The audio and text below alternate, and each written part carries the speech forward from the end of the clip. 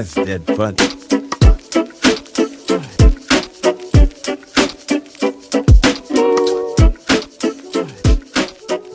Well, hello there, everybody. Welcome to a new episode of a brand new show we're calling Dead Funny.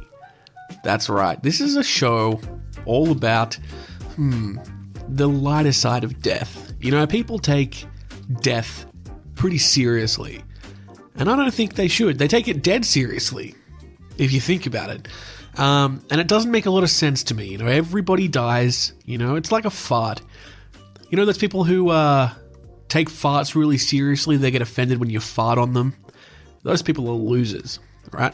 Don't take it seriously. Just like a fart, death happens to everyone, and oftentimes it's really smelly. That's right. You know, most people have a pretty normal death. They die a relatively normal death. Things like having a heart attack or, you know, a car accident or getting smothered to death because you let Matthew McConaughey sit on your face. Well, at least that's mine. That's the way I want to go out. Most of these deaths, pretty normal, but not the people that we're going to talk about on this show. Now, the people that we cover on Dead Funny really could only wish that their deaths were normal. We are going to be talking about the strangest, the weirdest, the wackiest, the most morbid, the most unique, and sometimes the funniest ways that people have met their maker. People have perished, people have died. That's the whole premise of the show. If you die a weird death, or in a way that is surrounded by extremely strange circumstances, your likelihood of appearing on this show skyrockets. And that's great because I love content. Speaking of content, you may recognize my voice from another podcast that covers death, Man-Eaters. Man-Eaters is a podcast all about famous animal attacks throughout history, oftentimes relating to strange deaths in themselves. So you may be listening to this episode because you are subscribed to the Man-Eaters feed. I am going to put this episode in the Man-Eaters feed. So if you're joining us from there, hello, and thank you for listening to another experiment of mine. And if you're listening to this for the first time and you have no idea who I am, oh boy, wow, what a treat you were in for. A massive disappointment, really, because you might be thinking like, hey, this guy's pretty cool so far. I kind of like his vibe. No. It gets worse. It progressively gets worse. I have a talent of making a fantastic first impression and then slowly eroding people's faith in that first decision over time. And over the next few episodes, I'm hoping to do that to you. So let's get ready. Before we move ahead, I just want to do a little bit of a disclaimer about some of the stuff we're going to talk about on this show. So obviously we're talking about people who have died, and sometimes we're going to be talking about people who have died quite recently. And there is, I am sort of pledging right now to do my best to balance on the very fine line between keeping things light and entertaining and oftentimes humorous, but also on the other hand, trying to be respectful to people, you know? I'm not really here to make fun of people who've died. I'm just more here to talk about the humor surrounding some of their circumstances. Now, sometimes on the show, we're going to be talking about people who have died as victims of a crime, and of course we wouldn't make fun of those people. Really, the only reason you would be made fun of on this show is if the way that you died, if you did something so dumb and outlandish that it caused your death to be incredibly unique and strange, you might get a chuckle out of me, okay? That's the promise. So we're going to do our best to be respectful, but also take it easy, you know? Like I said, death is like a fart. It's better to just laugh at it. Each episode of this show is going to have a theme. At least that's how we're starting this series, with a theme for each episode. And the theme of today's episode is people who have died by falling to their deaths in unique circumstances. So we're going to do 5 stories today about people who have met their maker by falling, which is something terrifying and one of the ways I would really like to not go out. So let's get started with a story I'm calling Man versus Window.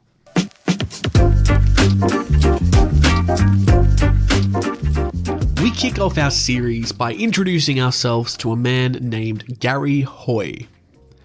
Gary Hoy was a Canadian lawyer who was now infamous for the unusual circumstances surrounding his death in 1993. Born on January 28, 1954, Hoy was a corporate and securities law specialist at the Toronto-based law firm Holden Day Wilson. He also held a degree in engineering, which contributed to his interest in building safety and structural integrity. This interest in safety and the structural integrity of buildings would prove to be incredibly ironic when we consider how he died.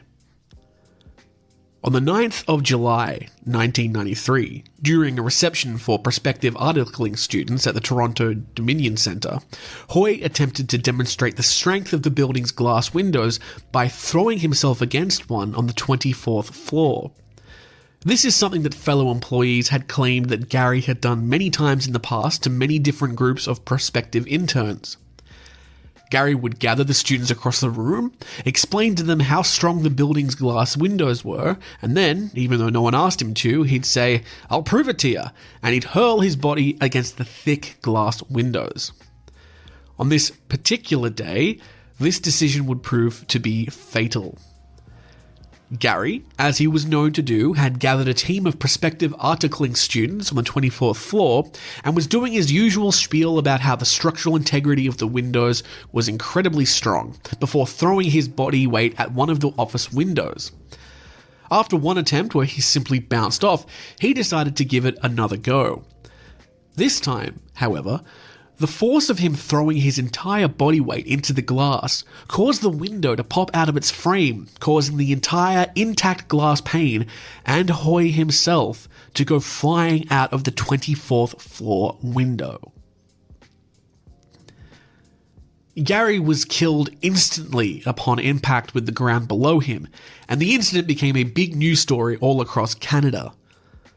According to one article, a structural engineer named Bob Greer was quoted by the Toronto Star as saying, "I don't know of any building code in the world that would allow a 160-pound man to run up against a glass wall and withstand it."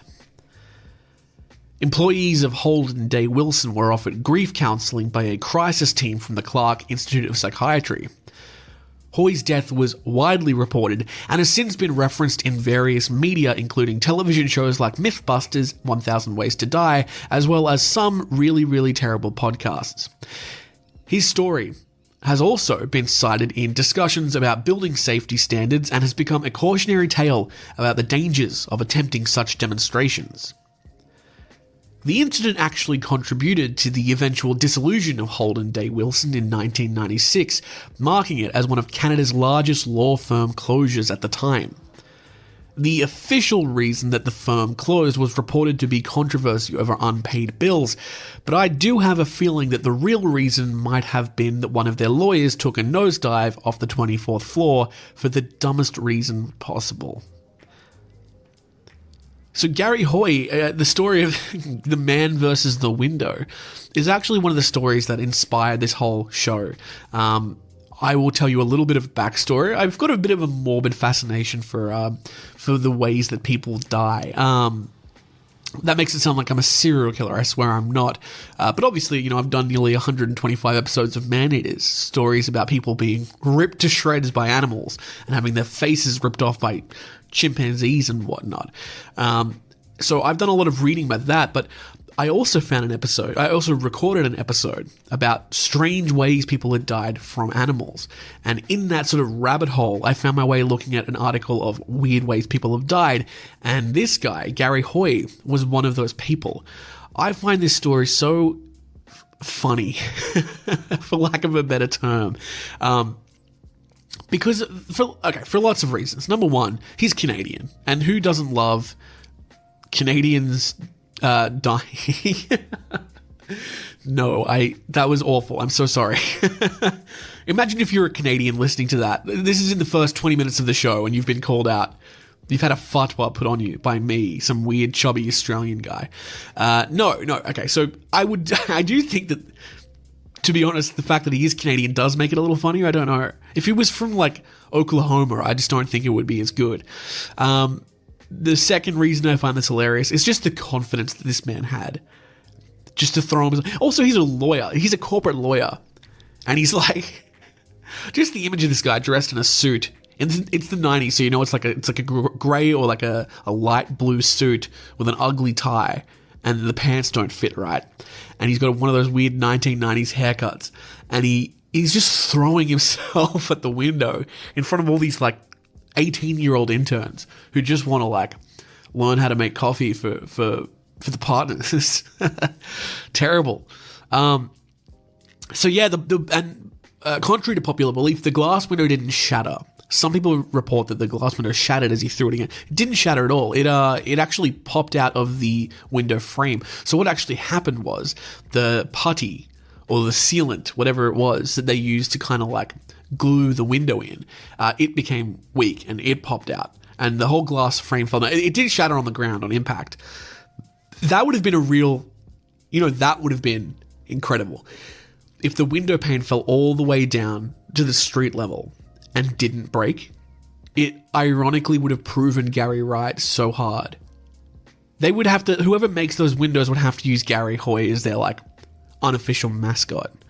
But yeah, closed down a whole law firm. Holden Day Wilson closed down only 3 years, less than 3 years after Gary Hoy's death. Truly one of the dumbest ways you can go out. So that was Gary Hoy and the really, really strong pane of window.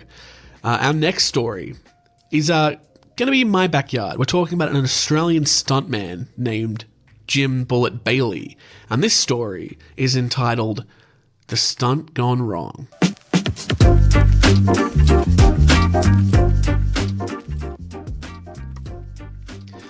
Jim Bullet Bailey was an Australian stuntman renowned in the late 1970s and early 1980s for his daring performances in the drag racing community.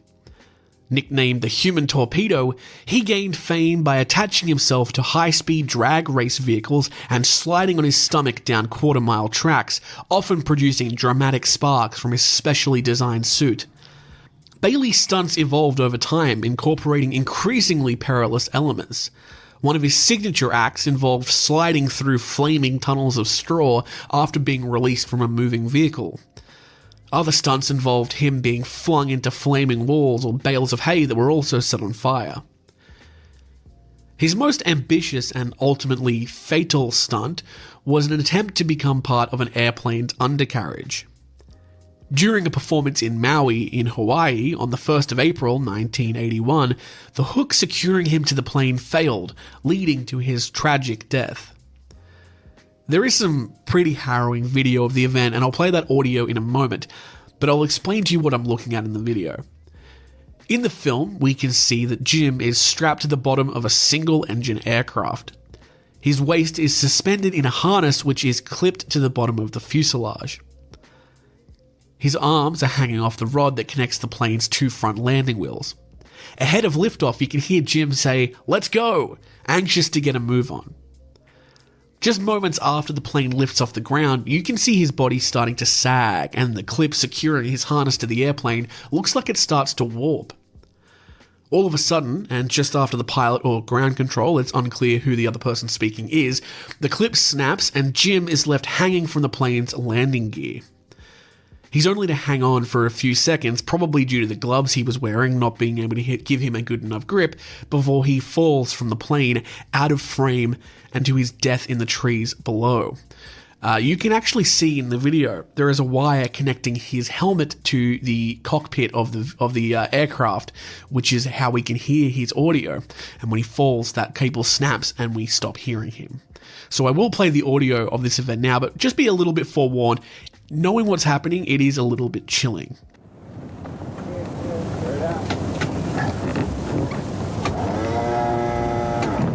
Talk to me, Jim. Take it out. Start up and take it away. Okay, here we go. Okay, take it away. Move it up. Take it up. Take it out. Get a crosswind there, buddy.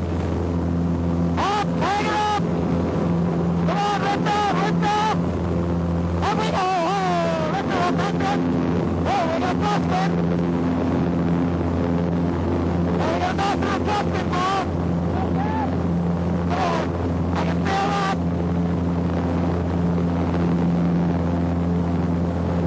Beautiful. Robert, take it out real fast.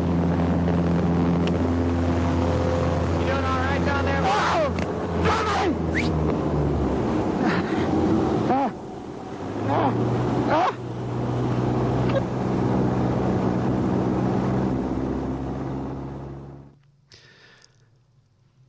You can really hear the panic in his voice when he's just when that cable snaps and is just left hanging. Good God, you can hear him just like you can only just imagine what was going through his mind at that point. There was probably a moment where he was like, "Oh, this isn't that bad. I'll be fine." And then I think the second after that, he realized, "Oh, I'm absolutely munted here. There's nothing I can do." The plane took off very fast. It was very high up at that point, and he falls, I believe, into a forest below. Yeah, just haunting. And it's another one of those things where, a death that, to be honest, kind of you set up for yourself. You didn't have to strap yourself to the bottom of an airplane. Looking at the other stunts he's done, though, he probably thought this one was going to be pretty tame. All he really had to do was hang there. It's a little scary, but physically, there's not much he had to do. His other stunts, literally involved him being flung down racing tracks on his stomach. And he had this custom designed suit that had metal pieces of metal attached to it, which would spark off the concrete and cause these very dramatic sparks to follow him. Pretty incredible footage if you can find it of him doing that. One of my other favorite things as well is you can hear it in the audio. He says, "Let's go," which as an Australian I find funny because as Australian men, our thing is like, let's go, let's be efficient. We like to hit the road, we like to make good time. No dilly-dallying. Australians are quite laid back. You've probably heard that, except for when we're on a road trip or we need to do something. Because when we need to do something, when we need to be in a place, we hit the road, Jack. We hit the frog and toad, as my dad used to say. That's another saying that I used to say, not to my parents. I said, let's make like an elephant's dick. What does that mean? Let's hit the road. Pretty bad saying. Anyway, let's make like an elephant's dick and talk about the next story. You might have heard about our next, victim here. His name's Owen Hart. He was a pretty famous wrestler. If you're a wrestling fan, you might know him. This next story is called Owen Hart, Heart of Gold.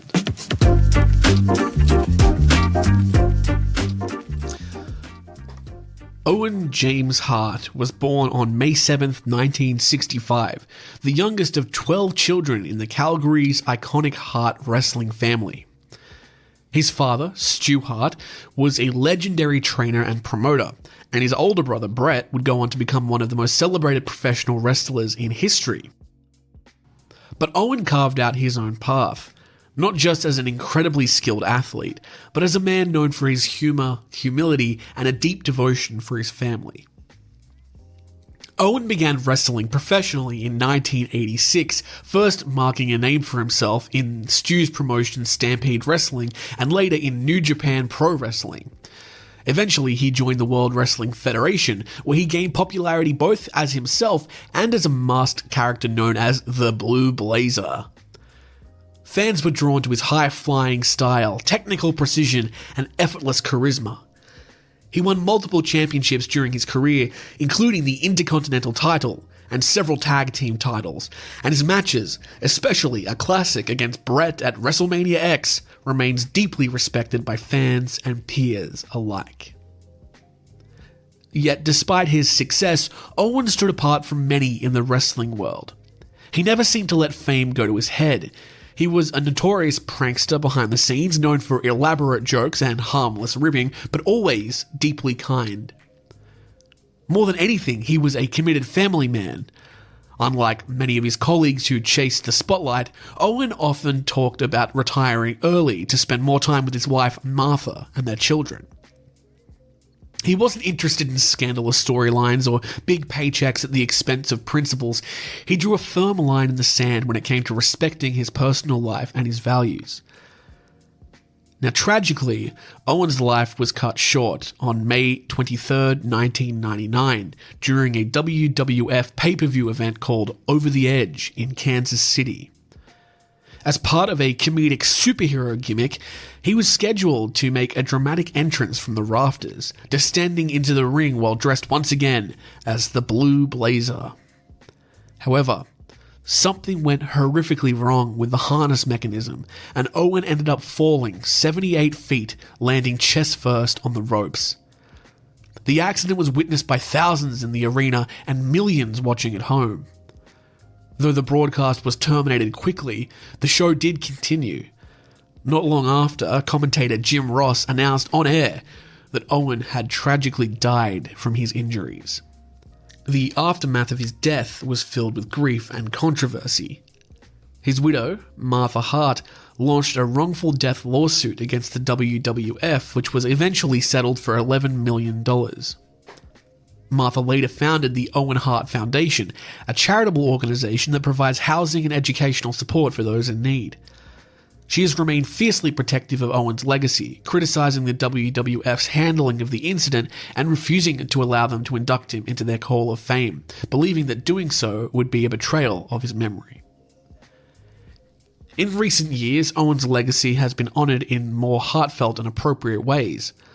All Elite Wrestling, also known as the AEW, in collaboration with the Martha and Owen Hart Foundation, created the Owen Hart Cup, a yearly tournament celebrating Owen's impact on professional wrestling. It's a tribute grounded not just in wrestling excellence, but in respect and remembrance for the man behind the performer.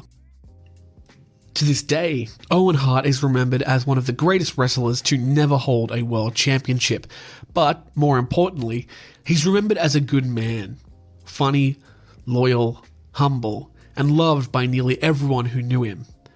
His story is tragic, but his legacy does continue to inspire wrestlers and fans around the world. Now, I myself am not a huge wrestling fan, but I am appreciative of it. Back when I was growing up, wrestling was a really big thing. My best friend loved wrestlers, and he would get fierce if you ever said, "Oh, it's all fake." He's like, "Nah, man, it's not all fake. They really are hitting each other with a stool." But no, I'm not a wrestling person per se, but I do know that wrestling fans are die. They are, make or break, ride or die. So I'm sure that if you're a wrestling fan, you probably do, at least you've heard of Owen Hart.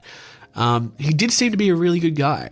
And I think when we do die, not to get too touchy-feely, but I think that you can rest easy knowing that people liked you. That is probably the dumbest way I could have said that. Let me rephrase.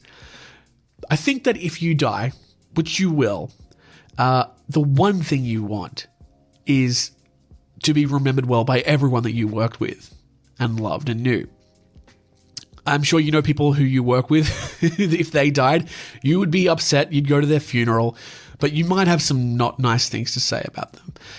For me personally, when I die, I hope everyone likes me. I feel like I'm trying to make a really poignant moment here, and it's not working. So let's move on to our fourth story. Now, this one's a little bit shorter, and unlike the other four stories you're going to hear today, this one's more of a folklore or a legend. There's no historical evidence supporting this. It's just a story that's been passed on in Austria for a very, very long time.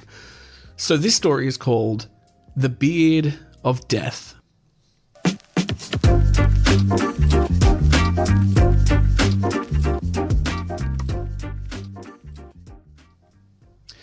In 1567, Hans Steininger, the mayor of Brunau im Inn, a town in what is now known as Austria, was famous for one thing: his absurdly long beard. It reportedly measured over 4 feet in length, and he kept it neatly rolled up and tucked into a pouch most of the time. However, one day, his beard was on the loose, and when a fire broke out in town, the mayor, in a hurry to evacuate, tripped over it while descending the stairs. He fell, broke his neck, and died, killed by the very thing that made him famous.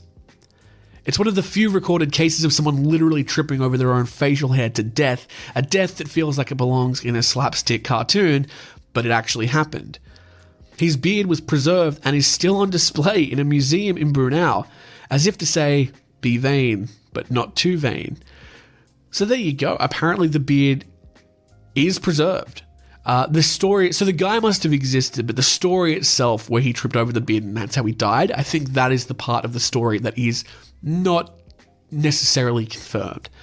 But it is a good story and I'm choosing to believe it. Because the other option is something boring, like he died of... Well, this is what year was this? 1567, so he died from just like one of the shitting diseases. One of the versions of the diseases where you shit yourself to death. Or you died from tripping over a beard.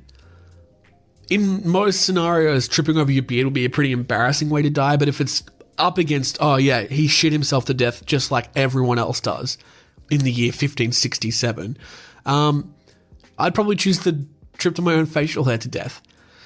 It's pretty great.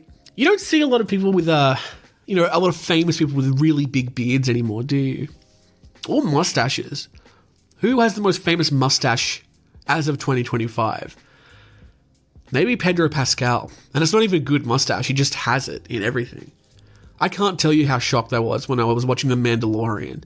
And The Mandalorian took his helmet off and it was just like a really nicely trimmed mustache. That really kind of threw me off. Come to think of it, he's had a mustache in everything I've ever seen him in. Maybe it's in his contract. He wouldn't shave his mustache.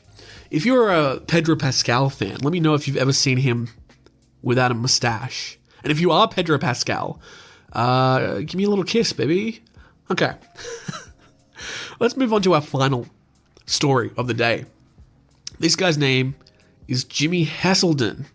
And I don't have a really good segue into the story. Oh, wait. The segue is the story. That's the title of the story. The segue is the story. And action.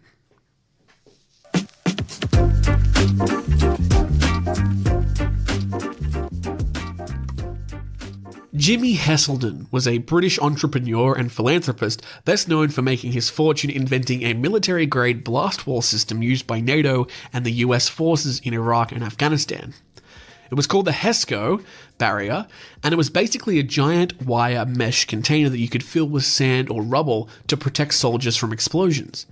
Simple, effective, and it made him a multi-millionaire. Jimmy grew up in Leeds. He left school at 15 and worked in the coal mines until mass layoffs in the 1980s forced him to reinvent himself. And reinvent himself he did. He ended up one of the richest men in the UK, donating tens of millions of pounds to charity along the way. By all accounts, a relatively solid bloke. In 2010, he bought the company that made the Segway. Do you remember the Segway? The two-wheeled, self-balancing scooter that mall cops and tourists inexplicably love. He thought it had potential, especially in industrial and off-road applications, so he purchased the company and its future. The future, at least for him, turned out to be quite short. Later that same year, in September of 2010, Heselden was riding one of his all-terrain Segways on his estate in Yorkshire. Reports say he was out for a ride when he encountered a dog walker on a narrow path. Being the polite Britishman he was, he reversed along the road to give the walker some room to pass. But the path ran alongside a cliff.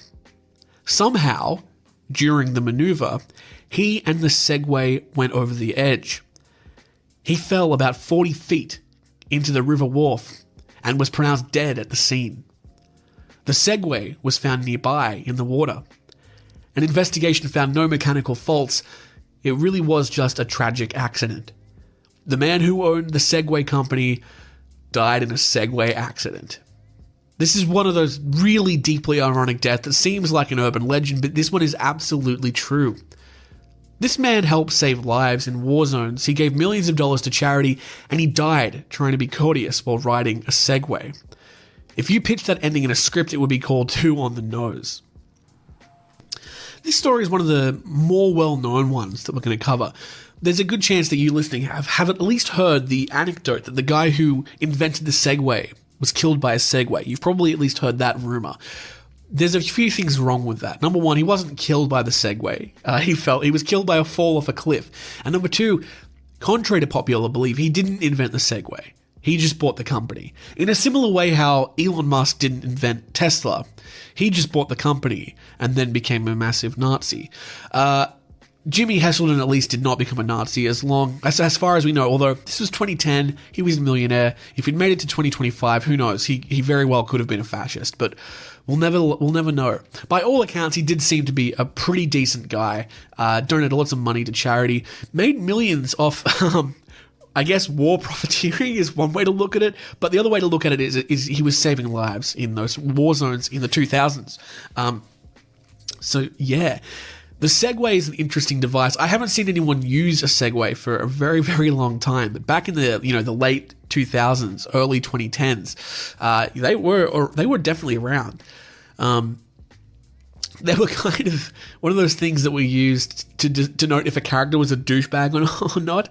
I remember in Arrested Development, Job, Will Arnett's character, he would ride around on a Segway. Yeah. And the guy, I don't know if you could call him right. Like in 2010, he thought that the device had legs, but, it doesn't. I would also say that, the owner of the company dying in a Segway accident probably didn't do a lot for the stock value of it as well. I'm very curious to learn why did the Segway go out of vogue? If you know that, maybe let me know. If it's other than the guy who owned the company fell to his death while riding one. Because to be honest, if I was buying a new electric scooter or a Doroti, there's these new electric bikes all around where I live. They're called Dorotis. I'm really interested in getting a Doroti to ride to work. But if I found out the owner of the Doroti was killed in a Doroti accident where the battery exploded and he lit himself on fire, I'd be more hesitant to buy one. I'm sure that would drive the stock price down a little bit. Gang, we're going to take a little bit of a break now. We'll hear a little bit of music. Maybe there'll be an ad. I don't even know. If there is an ad, make sure you buy it. Be a good little capitalist for daddy, okay? And we'll be back for the end of our episode.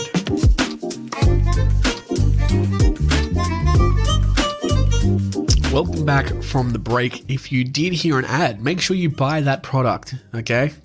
You deserve a little treat. I don't know what it was. Was it like a Squarespace subscription? Was it like McDonald's? I don't know, but whatever it is, make sure you buy it.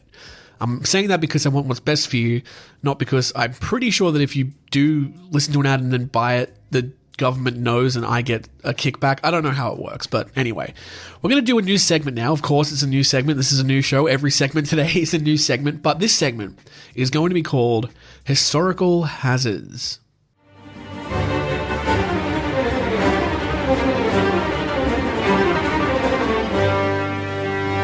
In this segment of the show, we look back into ancient history and we find a uncommon death. One of the most famous ways or strange ways an ancient person died was that of, I've forgotten how to pronounce his name. Hold on. Let me read, my phone will read it to you. Aeschylus. Aeschylus, that's right. A guy named Aeschylus, I believe. He was from Greece. I'm going to tell you the story of Aeschylus because he is probably one of the first dead funny stories, to be honest. Okay, so in 458 BC, Aeschylus returned to Sicily for the last time, visiting the city of Gela, where he died in 456 or 455 BC. Valerius Maximus wrote that he was killed outside the city by a tortoise dropped by an eagle, which had mistaken his head for a rock suitable for shattering the shell and killed him.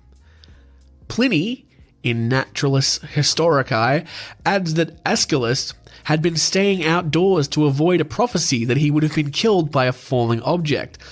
But this story may be a legend due to a misunderstanding of the iconography on Aeschylus's tomb. Aeschylus's work was so respected by the Athenians that after his death, his tragedies were the only ones allowed to be restaged in subsequent competitions. His sons Euphorion and Eurytion and his nephew Philistines also became playwrights. There you go. That is certainly a historical hazard. Having your head smashed in by a tortoise that was dropped by an eagle. That's if you're a Maneater fan listening to this episode, hey, that's a Maneater episode right there. Maybe that's what I'll talk about for an hour on the next episode. I'm just kidding. I won't do that. There's not nearly enough stories there. But yeah, did you know that eagles could kill tortoises and turtles by flying them and dropping them on big sharp rocks? Yeah, damn. That's such an insult from nature, by the way. You have such a stone-like head that an eagle thought you'd be suitable to break a tortoise shell on. Ouchie. Well, that is this week's historical... What did we call the historical hazard? Is that what it's called? I'm not talking to anyone, by the way. It's just me in the room. Or am I? Is there maybe not a secret producer in the room as well that is often... You heard giggling in the background to what I say? No, there isn't. It would be great. Maybe I'll add the giggles in post. All right, final segment of the day before we wrap up. This is a segment I'm very excited for. It's called Hometown Horrors.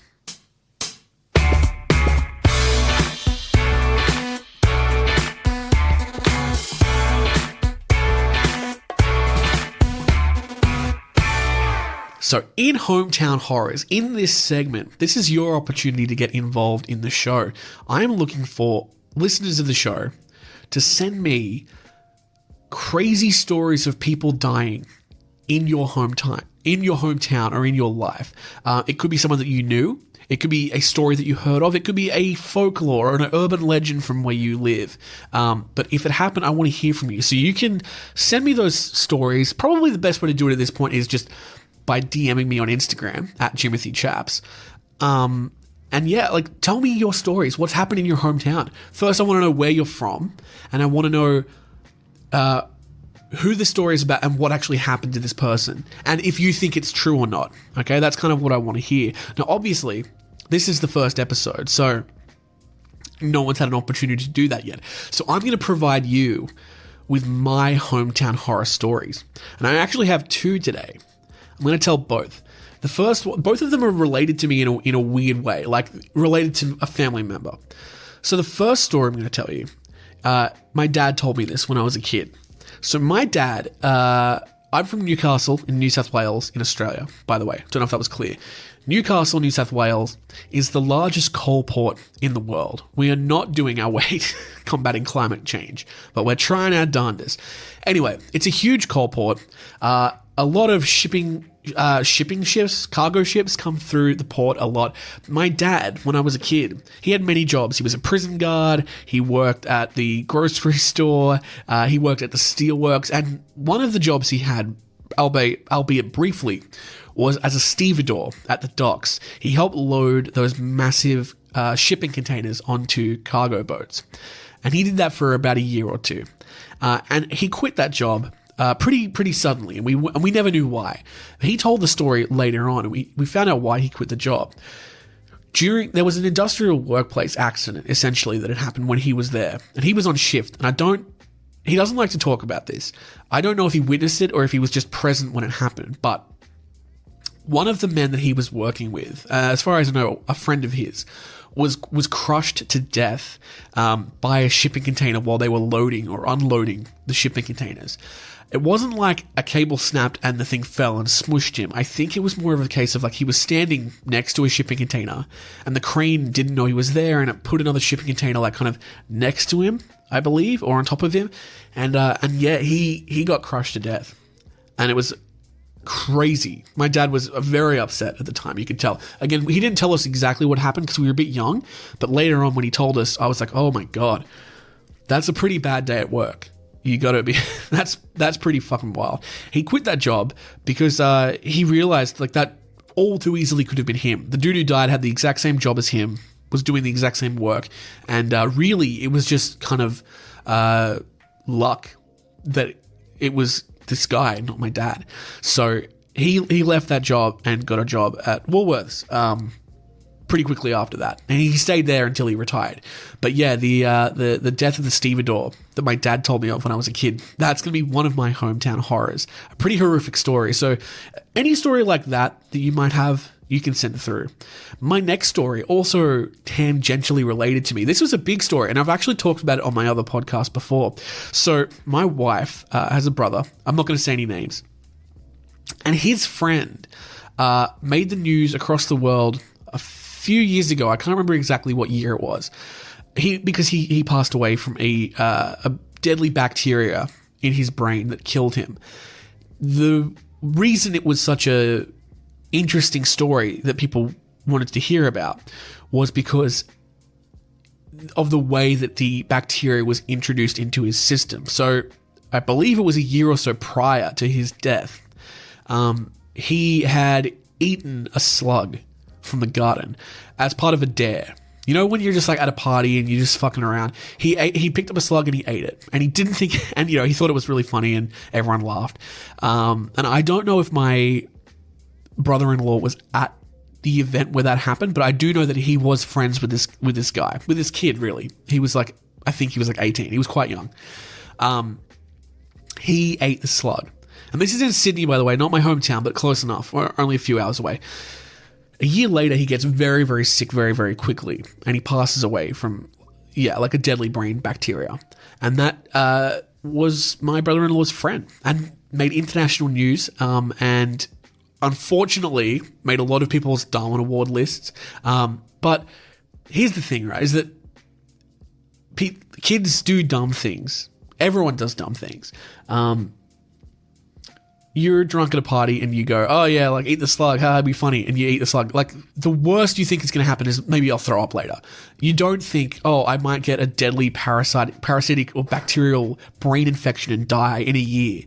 That doesn't really cross your mind. But it was very sad. He did pass away.